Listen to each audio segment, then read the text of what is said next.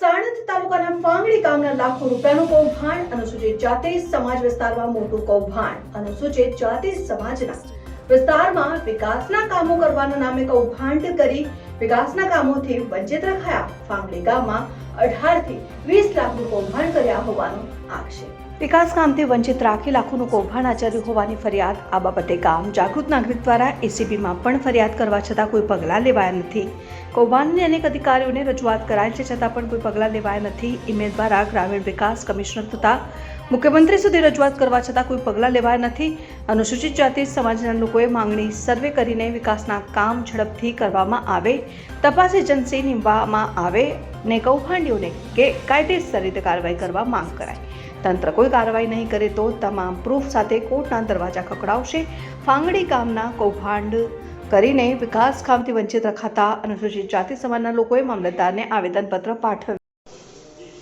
શું નામ તમારું? મારું નામ મોહનભાઈ ભવનભાઈ લખું. કયું ગામ? ગામ ફાંગડી. શાના માટે આજે આવવું પડે? ફાંગડી ગામની અંદર છેલ્લા 15 વર્ષથી ભ્રષ્ટાચાર એટલો બધો ચાલી રહ્યો છે કે જેની કોઈ હદ નહીં. બરાબર. તો જે ભ્રષ્ટાચાર બાબતે 2020થી હું સતત ફાંગડી ગામ પંચાયત સામે ઝઘૂમી રહ્યો છું.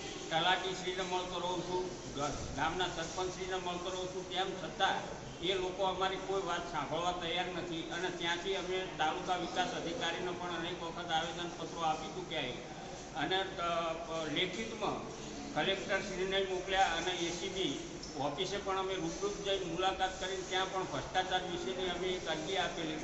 તો અત્યાર સુધી આજે અમે છેલ્લે સાણંદ મામલતદાર સાહેબશ્રીને મળવા આવ્યા હતા અને એમને પણ ભ્રષ્ટાચાર બાબતની આજે લેખિતમાં અને મૌખિક રજૂઆત કરી. હવે જોઈએ છીએ આગળ શું કાર્યવાહી થાય છે અને કદાચ કાર્યવાહી નહીં થાય તો આ જે આખો ભ્રષ્ટાચારનો મુદ્દો છે એને લઈને હું કોર્ટમાં જવા માટે તૈયાર છું.